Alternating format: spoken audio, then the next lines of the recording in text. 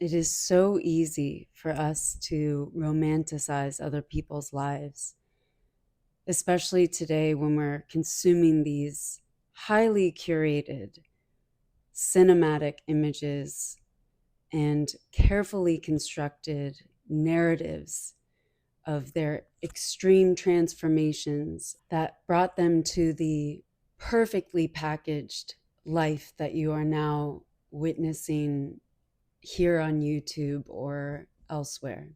But this is quite dangerous because what happens is we end up adopting this all or nothing mentality, and we end up yearning for a completely different life than what is our own, a life that seems only attainable through extreme changes that we may not be able to make at this time. We think to ourselves, one day, maybe I'll have the courage and the means to make such choices or changes in my life. Maybe one day I will have all of the characteristics and resources required to make such a complete transformation in my own life. This alienation from a dream life that we think we want inherently undermines the life that we do have right now. It not only dismisses this life, it devalues our own experience. It discounts everything that you've been through, all of the lessons that you've learned, all of the connections you've made, all of the discoveries, the hardships, the triumphs, the passions, the loss, the devastation, the resilience, all of it. And when we dismiss all of this, when we dismiss ourselves, we end up with this sense of helplessness, depression, apathy, inertia, shame, guilt, even self-hatred. So while we look to these other people for inspiration, what happens when we idealize them as these godlike figures that we aspire to become one day, we place them so far above and beyond our own reality that it seems nearly impossible that we could ever get there. And the thing is, the courage that we are hoping to one day cultivate is sitting right here in our own laps. I was watching this video the other day of this girl who left it all behind, the life that she thought that she had wanted, with the perfect job in the city and the high income and the clothes and the apartment and all of it. And she left it all behind to go live in the mountains on a farm, to live a simple life. And she explained how humans were never supposed to live the way that she was living. And it just made me think, my younger self, who used to think I had a handle on how human beings were supposed to live, ultimately demonizing how we live today with these certain technological developments that I had decided were the downfall of mankind, as we lost our ability to communicate and be present with one another through all of these technologies that seemingly were bringing us closer together when really they were disconnecting us from each other and our own selves.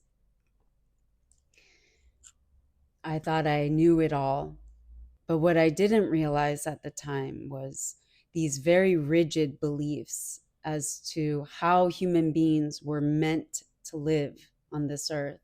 All of the shoulds and should nots that I had adopted as right and wrong meant that I was incredibly judgmental of how other people were choosing to live their lives.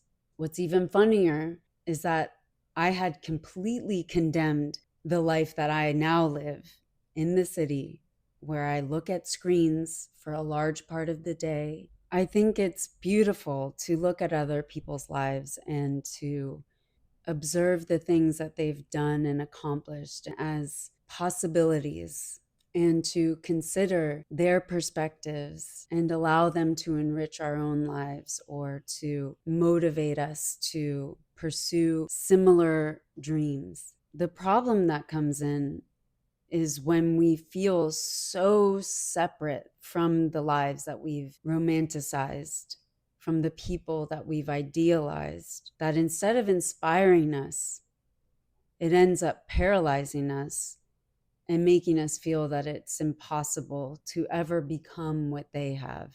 And we do not access our own power by pointing to some far off dream, someone else's life.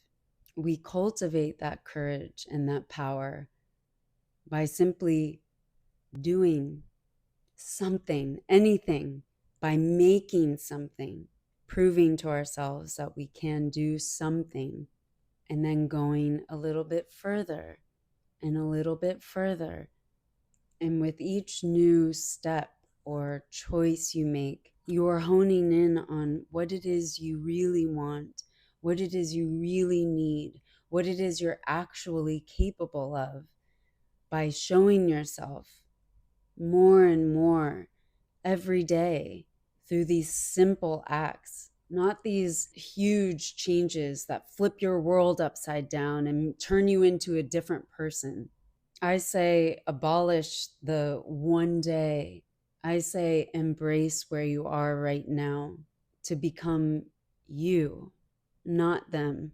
Maybe it's starting with something as simple as going outside, breathing the fresh air, and picking some flowers and bringing them home and cutting their stems and arranging them in a way that pleases you, placing them in a vase and pouring some water and setting the vase on your tabletop will remind you of just how capable you are to create beauty, to make your own little transformation right before your eyes.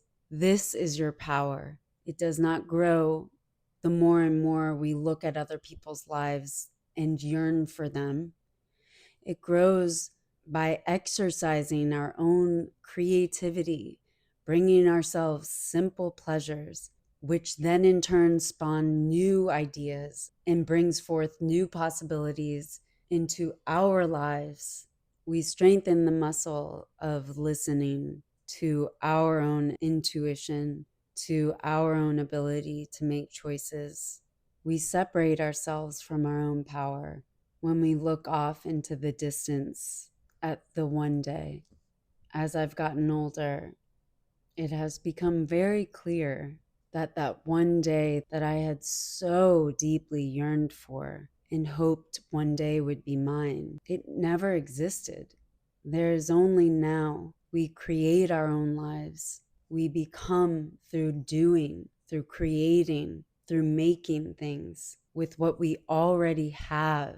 Our hands, our minds, our hearts, everything we've been through up until this point and how it informs the choices that we make. You are already everything you need right now to continue to create your life.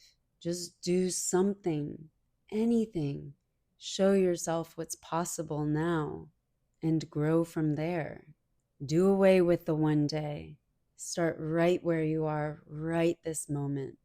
Don't toss your life aside dreaming of having someone else's one day. Show yourself what you can do. Live your way into becoming who you want to be. And don't miss out on the beauty of the in-between. So, here's to everything other than all or nothing. Here's to the simple pleasures that we can bring ourselves at any given moment. Here's to all that we've already lived through to become who we are right now. And here's to creating our own lives starting now.